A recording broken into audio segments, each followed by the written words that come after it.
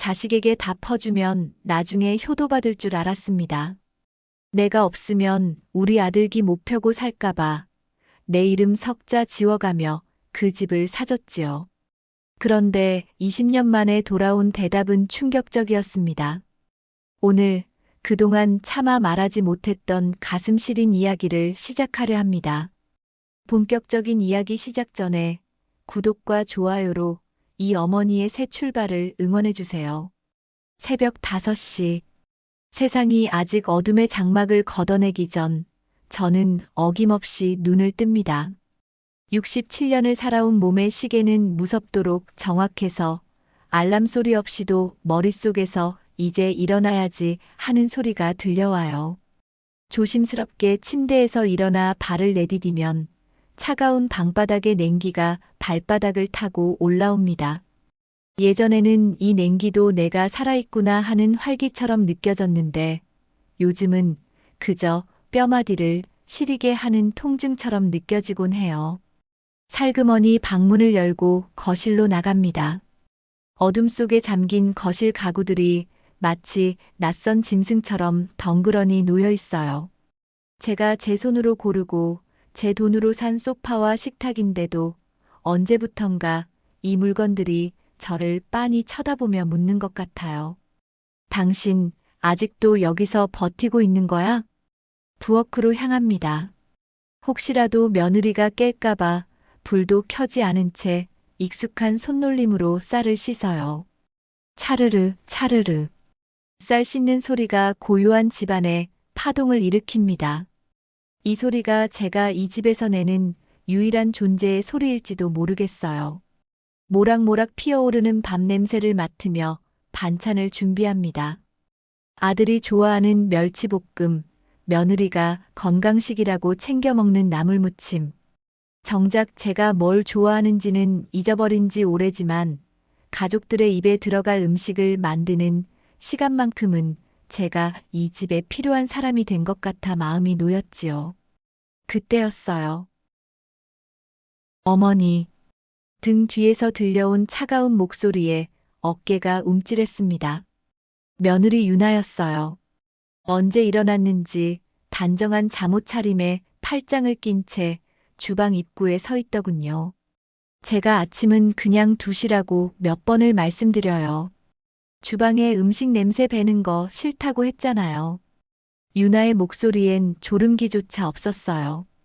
그저 매끄럽고 날카로운 화살 같았지요. 저는 쥐고 있던 뒤집개를 내려놓으며 멋쩍게 웃었습니다. 그래도 민재 아침은 먹여보내야지 싶어서. 금방 치우마. 민재 씨 요즘 아침 안 먹어요. 하은이도 시리얼 먹기로 했고요. 어머니, 제발 제 살림 루틴 좀 깨지 말아주세요. 저 피곤해요. 유나는 냉장고에서 생수 한 병을 꺼내더니 제 곁을 휙 지나쳐갔습니다.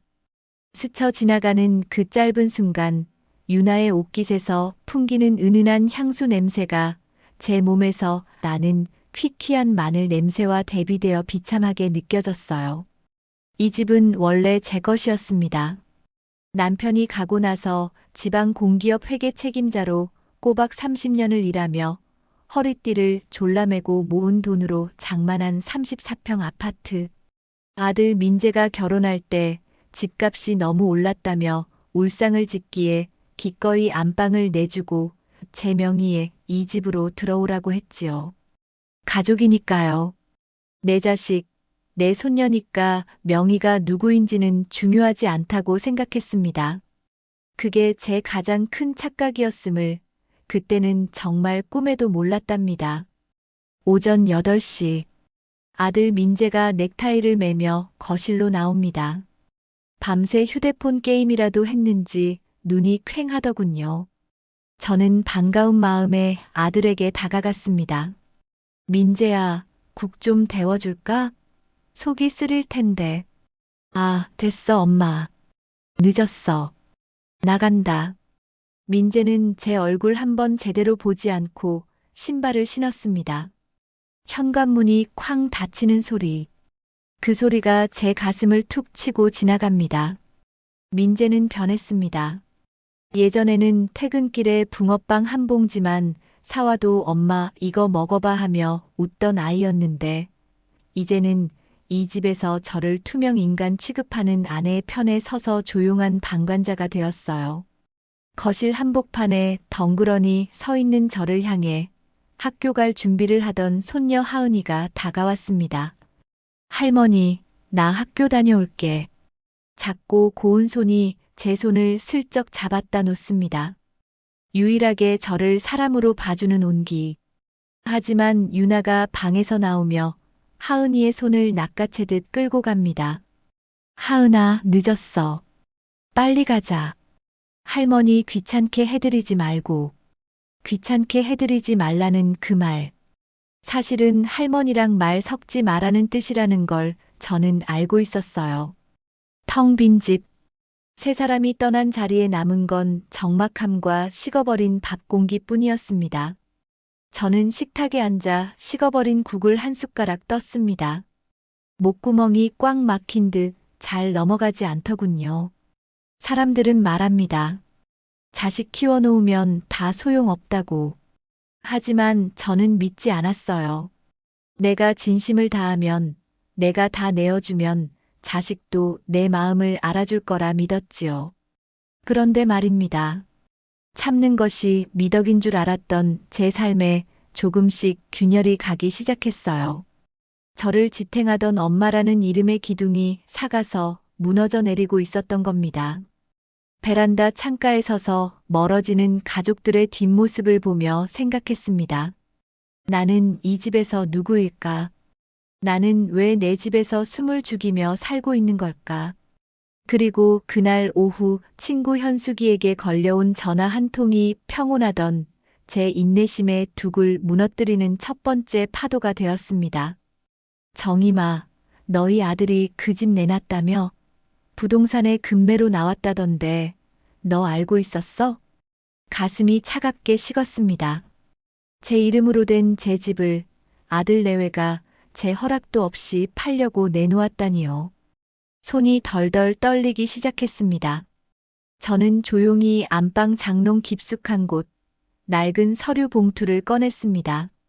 그 안에는 제가 평생을 바쳐 일궈온 이 집의 등기권리증이 들어있었지요. 이제 시작인가 봅니다.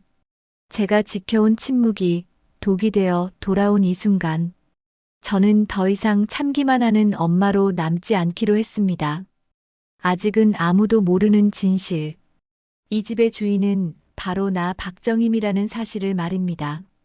폭풍이 오기 전에 바다는 무서울 정도로 고요하다고 하지요. 저희 집이 딱 그랬습니다. 겉으로 보기엔 평범한 저녁이었고 그저 그런 일상의 연속이었어요.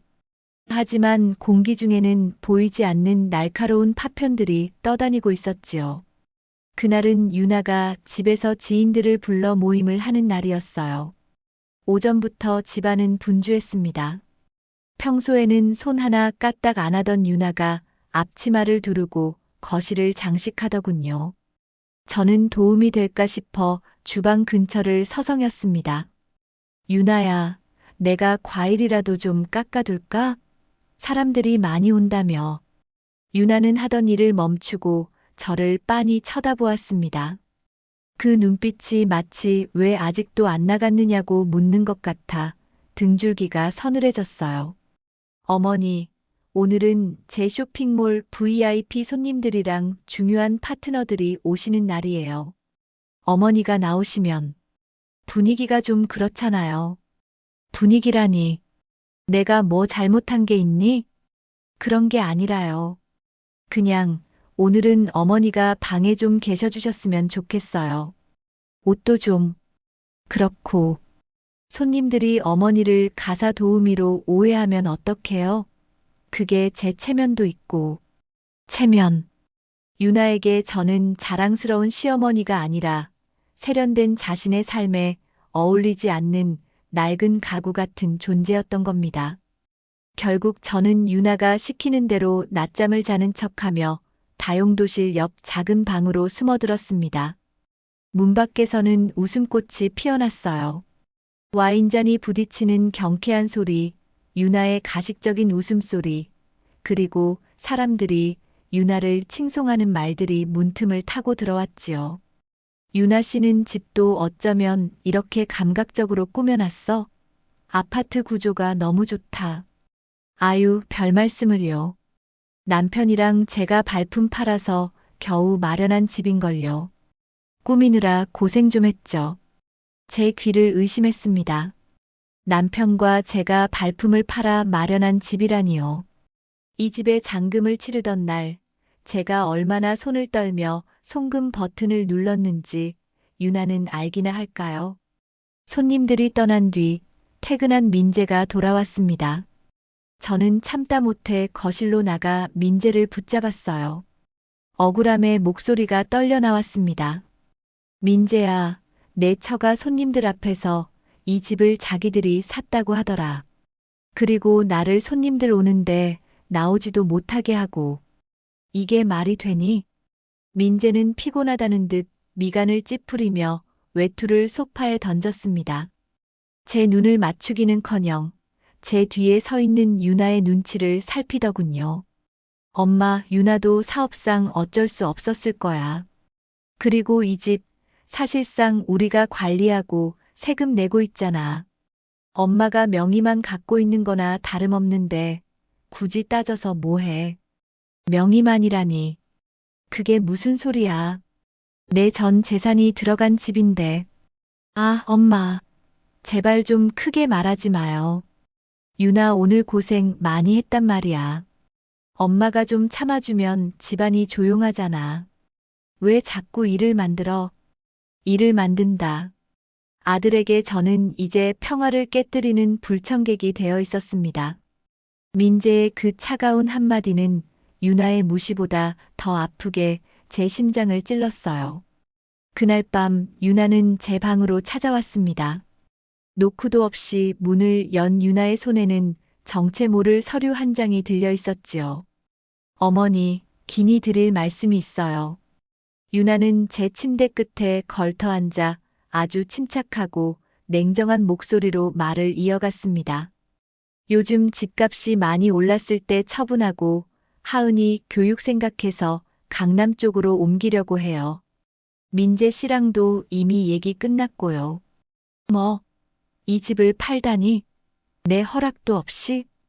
어머니 명의인 건 알아요. 하지만 어머니도 이제 연세가 있으신데 큰 집 관리하기 힘드시잖아요. 공기 좋은 근교에 요양시설 잘 갖춰진 실버타운 알아봐뒀어요. 거기 계시면 식사도 다 나오고 얼마나 편한데요. 유나야, 너 지금 나더러 집을 내놓고 나가라는 거니? 쫓아내는 게 아니라 모두를 위한 최선이라고 말씀드리는 거예요. 어머니도 자식 앞길 막고 싶진 않으시죠? 유나의 눈은 차가운 얼음 같았습니다. 그 눈빛은 당신은 이제 이 집에서 유통기한이 끝난 물건이라고 선고하는 것 같았지요. 민재는 거실에서 이 대화를 다 듣고 있으면서도 끝내 방으로 들어오지 않았습니다. TV 볼륨을 높이는 소리만이 제가 기댈 곳 없다는 사실을 잔인하게 확인시켜 주었지요. 저는 어둠 속에서 거칠게 숨을 몰아쉬었습니다. 가슴 속에서 뜨거운 것이 울컥 치밀어 올랐어요. 그것은 슬픔이 아니라 평생을 억누르며 살아온 한 여자의 분노였습니다. 그래, 너희에게 나는 이제 거추장스러운 짐일 뿐이구나. 내가 준 사랑이 너희에게는 당연한 권리가 되었구나. 저는 책상 서랍 속에 깊이 숨겨두었던 낡은 수첩을 꺼냈습니다.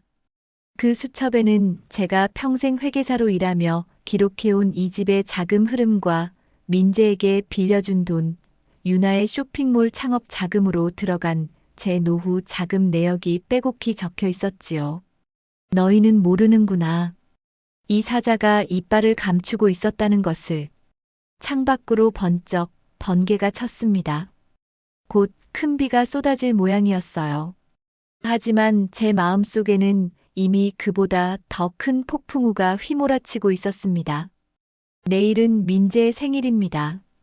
그들이 저를 버리기로 결심한 그날, 저 또한 그들을 제 인생에서 지우기로 결심했습니다. 민재의 생일이었습니다. 제가 지은 이름, 제가 먹인 젖, 제가 입힌 옷, 제 인생의 전부였던 아들이 태어난 날이었지요. 저는 며칠 전부터 장을 봐두었습니다. 유나가 싫어할까봐 새벽같이 일어나 소고기 미역국을 끓이고 민재가 어린 시절부터 좋아하던 잡채를 볶았어요. 집안 가득 고소한 참기름 냄새가 퍼질 때만 해도 저는 오늘이 제 인생에서 가장 수치스러운 날이 될 줄은 몰랐습니다. 아침 8시 유나가 화려하게 차려입고 방에서 나왔습니다. 주방을 훑어보는 그 눈빛이 매서웠지요. 어머니, 이게 다 뭐예요? 오늘 저녁에 호텔 예약해놨다고 말씀드렸잖아요. 집에서 이런 냄새 풍기면 어떡해요? 유나야, 그래도 생일인데 집밥 한 끼는 먹여야지 싶어서. 아침만이라도. 그랬어요. 민재 씨 지금 나갈 거예요. 어머니, 그리고 오늘 저녁에는 집에 계시지 마세요. 저희 부부랑 친구들 불러서 파티할 거니까 어디 찜질방이라도 가 계시든지요. 유나는 식탁에 차려진 음식들을 보지도 않고 쓰레기통 옆으로 밀쳐버렸습니다. 그 순간 제 정성도 제 마음도 함께 쓰레기처럼 취급받는 기분이었지요. 결국 저는 제 집에서 쫓겨나듯 나왔습니다. 갈 곳 없는 늙은 여자가 갈 곳이라곤 공원 벤치뿐이었어요. 찬 바람을 맞으며 몇 시간을 앉아 있었을까요? 핸드폰을 보니 민재에게선 연락 한 통 없었습니다. 엄마, 어디야? 밥은 먹었어? 그 쉬운 문자 한 통이 그에겐 그렇게 어려웠나 봅니다. 밤 9시가 넘어 집으로 돌아갔습니다. 현관문을 열자마자 진한 와인 냄새와 시끄러운 음악 소리가 터져 나왔어요. 거실에는 유나의 친구들이 모여 있었고 민재는 취기가 오른 얼굴로 웃고 있었지요. 제가 들어서자 찬물이 끼얹어진 듯 정적이 흘렀습니다. 어머, 누구셔? 가사 도우미 아주머니셔? 유나의 친구 한 명이 키득거리며 물었습니다. 유나의 얼굴이 순식간에 굳어지더군요. 유나는 제 팔을 잡아 끌고 주방 구석으로 갔습니다. 어머니, 왜 이렇게 일찍 오셨어요? 제가 늦게 오시라고 했잖아요. 유나야, 갈 데가 없어서. 밖이 너무 춥구나. 그리고 민재 생일인데 얼굴은 봐야지. 아, 정말 짜증나게. 분위기 다 망쳤잖아요. 어머니가 이러니까 제가 밖에서 고개를 못 들고 다니는 거예요. 제발 눈치 좀 챙기세요. 참다 못한 제가 한마디 했습니다. 너 지금 시어머니한테 말이 너무 심하구나. 여기가 누구 집인데 나더러 눈치를 보라는 거니? 그 순간이었습니다. 유나의 손이 허공을 가르더니 제 뺨에 날카롭게 와닿았습니다. 고개가 돌아갔습니다. 뺨이 화끈거리는 것보다 가슴이 무너져 내리는 소리가 더 컸어요. 거실에 있던 민재가 달려왔습니다. 하지만 민재는 유나를 나무라지 않았어요. 오히려 제 어깨를 밀치며 소리쳤습니다. 엄마, 왜 자꾸 유나를 자극해? 그냥 조용히 방에 들어가 있으면 되잖아. 왜 일을 이 지경으로 만들어? 뺨을 때린 건 며느리였지만 제 심장을 난도질한 건 아들이었습니다. 민재는 고개를 돌려버렸고 유나는 분이 덜 풀린 듯 씩씩거리며 소리쳤어요. 어머니, 내일 당장 짐 싸세요. 저 이런 대접 받으면서 못 살아요. 아까 말씀드린 요양원, 내일 당장 들어가세요. 안 그러면 저 민재 씨랑 이혼할 줄 아세요. 저는 거실 한복판에 홀로 남겨졌습니다. 유나의 친구들은 비웃는 눈으로 저를 훑으며 자기들끼리 수군거렸지요. 그 소름 끼치는 공기 속에서 저는 문득 깨달았습니다. 이곳은 더 이상 내 가정이 아니구나. 내가 지키려 했던 것은 이미 썩어 문드러진 껍데기 뿐이었구나. 저는 아무 말 없이 제 방으로 들어갔습니다. 눈물도 나오지 않았어요. 대신 아주 차갑고 맑은 정신이 돌아왔습니다. 저는 서랍 깊숙이 넣어두었던 법인용 인감과 등기권리증을 꺼냈습니다. 그리고 예전 직장 동료였던 이도훈 변호사의 명함을 집어들었지요. 민재야, 유나야. 너희는 오늘 가장 큰 실수를 했어. 이 사자의 잠을 깨운 대가가 얼마나 가혹할지 너희는 상상조차 못하겠지. 저는 수첩을 펴고 기록하기 시작했습니다. 지난 3년간 유나가 제 생활비를 가로챈 내역, 아들에게 빌려준 뒤 돌려받지 못한 전세 자금, 그리고 오늘 입은 폭행의 증거까지. 저는 회계사였습니다. 숫자는 거짓말을 하지 않지요. 너희가 말했지? 서로 편하게 살자고. 그래, 너희 뜻대로 해주마. 아주 편하게 길거리에 나앉게 해줄게. 제 눈빛은 이제 예전의 인자한 할머니가 아니었습니다.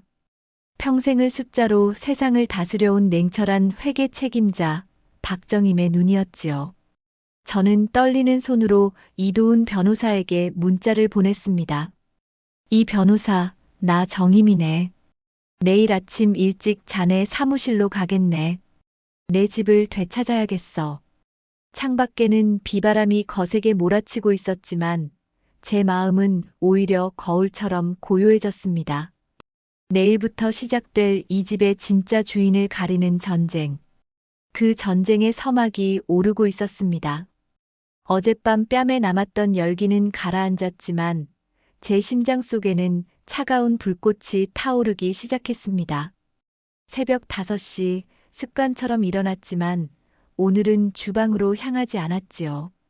대신 저는 세수를 하고 가장 아끼던 정장을 꺼내 입었습니다. 거울 속에 저는 더 이상 며느리의 눈치를 보던 초라한 노인이 아니었습니다. 수십 명의 부하 직원을 거느리고 이런 한 장의 오차도 허용하지 않았던 공기업의 박 부장이 그곳에 서 있었지요. 저는 거실로 나가 당당히 불을 켰습니다. 잠시 후 부스스한 모습으로 방에서 나온 민재와 유나가 저를 보고 얼어붙었습니다. 어머니, 이 아침부터 웬 정장이에요? 어디 가세요? 유나의 목소리엔 어제의 기세등등함 대신 당혹감이 섞여 있었습니다. 저는 대답 대신 식탁 위에 서류 봉투 하나를 올려놓았습니다. 앉아라. 할 얘기가 있다. 제 목소리는 낮고 단단했습니다. 민재는 영문도 모른 채 유나의 눈치를 보며 식탁에 앉았지요. 저는 안경을 고쳐 쓰고 서류를 한 장씩 넘기기 시작했습니다.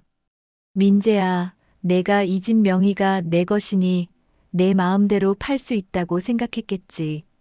하지만 너는 이 집 모양이구나.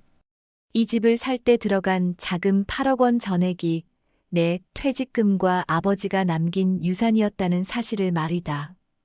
엄마, 그건 옛날 얘기고 명의는 명확히 제 거잖아요. 법적으로도 문제없고요. 민재가 우물쭈물하며 말하자 옆에 있던 유나가 거들었습니다. 맞아요, 어머니. 명의자가 주인인 거 모르세요? 요양원 가기 싫어서 이러시는 모양인데 소용없어요. 저는 피식 실소를 터뜨렸습니다. 그리고 가방에서 또 다른 서류 뭉치를 꺼냈지요. 유나야, 너는 내가 30년을 숫자를 다루며 산 사람이라는 걸 잊었나 보구나. 여기 이 서류는 명의신탁 확인서다. 민재 내가 결혼할 때 증여세 절세를 위해 명의만 빌려준다는 내용에 내가 직접 서명하고 인감까지 찍은 서류지. 기억나니? 민재의 얼굴이 순식간에 하얗게 질렸습니다. 유나는 서류를 뺏기듯 가져가 훑어보기 시작했지요. 그녀의 손이 파르르 떨리는 게 보였습니다. 이게 왜 어머니한테? 그리고 유나 너, 내 쇼핑몰 창업 자금으로 내가 빌려준 1억 5천만 원. 증여가 아니라 대여였다는 차용증도 여기 있다. 매달 이자를 주겠다던 내 약속, 단 한 번도 지켜진 적 없더구나. 원금 상환 기일은 이미 반년이 지났고 말이다. 유나는 소리를 지르며 서류를 집어 던졌습니다. 어머니, 가족끼리 이게 무슨 짓이에요? 치사하게 돈 얘기까지 꺼내셔야겠어요? 어제 제가 좀 실수했다고 이러시는 거예요? 실수? 내 뺨을 때리고 내 집에서 나를 쫓아내려 한 게 실수라고? 아니, 그건 범죄란다. 그리고 이건 시작에 불과해. 저는 민재를 똑바로 바라보았습니다. 민재야, 나는 오늘 이 변호사를 만나러 간다. 이 집의 명의를 다시 내 앞으로 돌려놓는 명의신탁해지 소송을 진행할 거야. 그리고 그동안 너희가 내 생활비 명목으로 가져간 내 연금 통장 내역도 횡령으로 고소할 생각이다. 엄마, 제발, 우리 길거리에 나앉으라는 거야?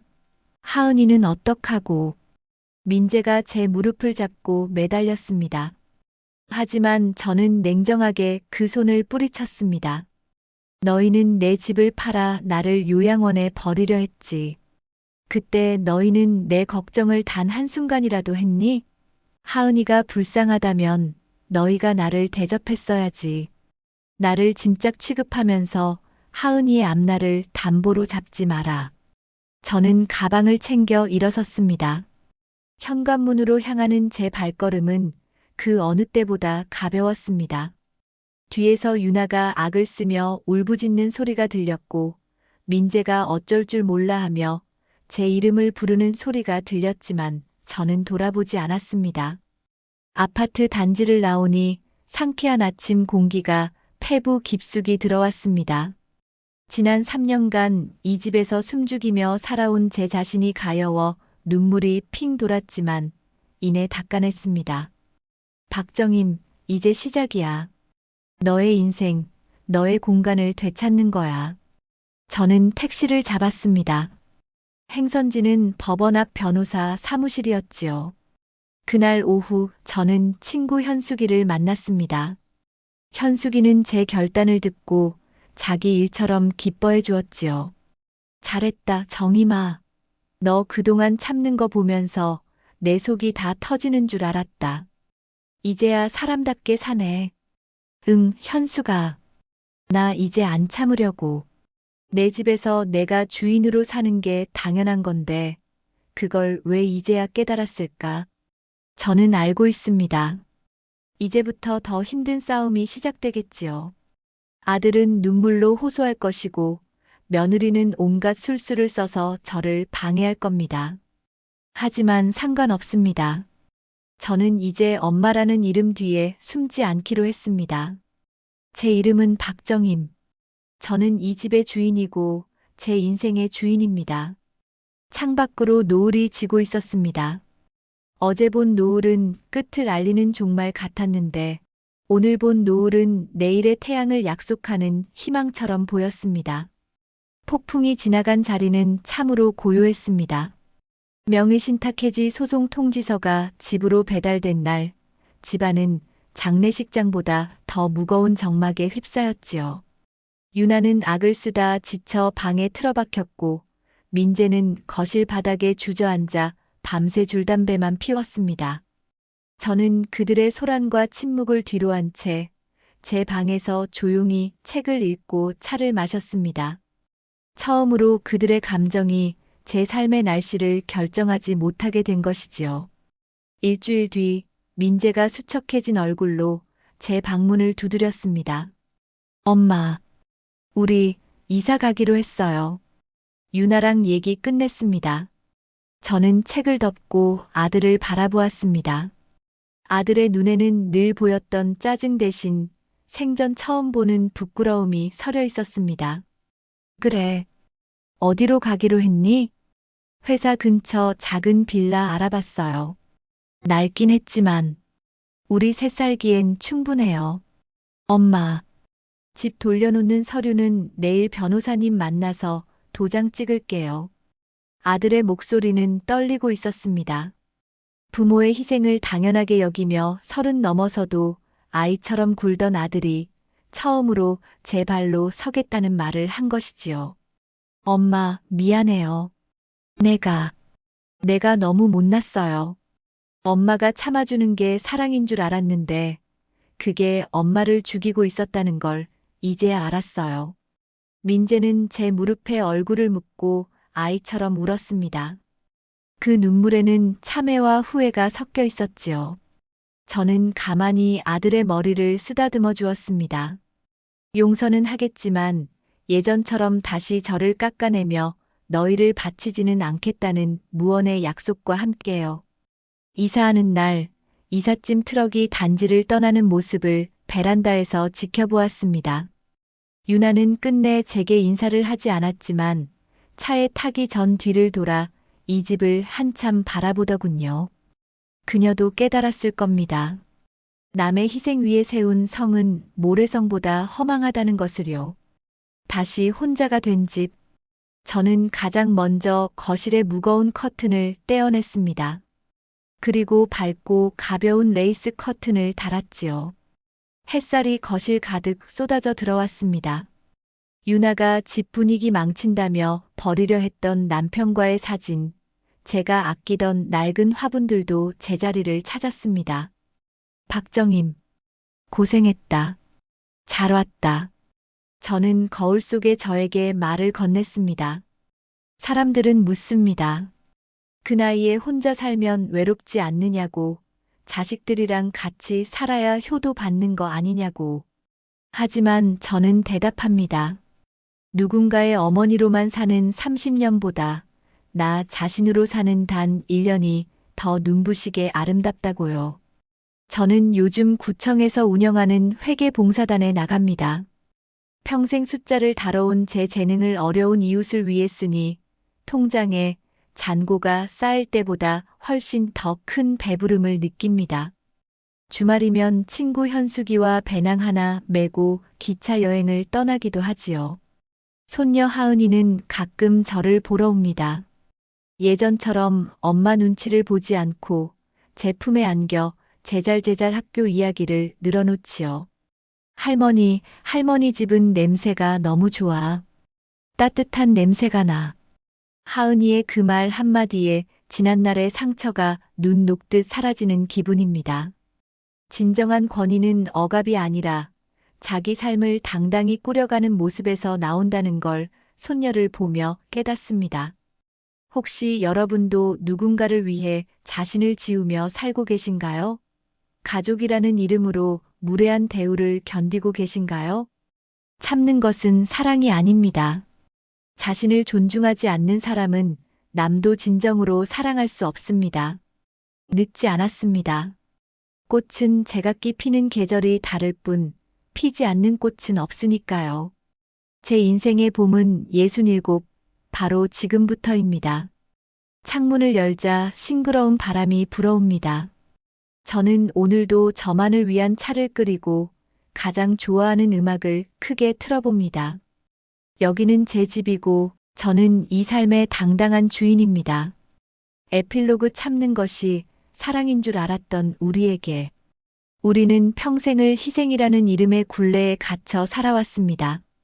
자식의 앞날을 위해 내 꿈을 접고 가족의 평화를 위해 내 목소리를 낮추며 그것이 부모로서의 도리이자 숭고한 사랑이라 믿으며 버텨왔지요.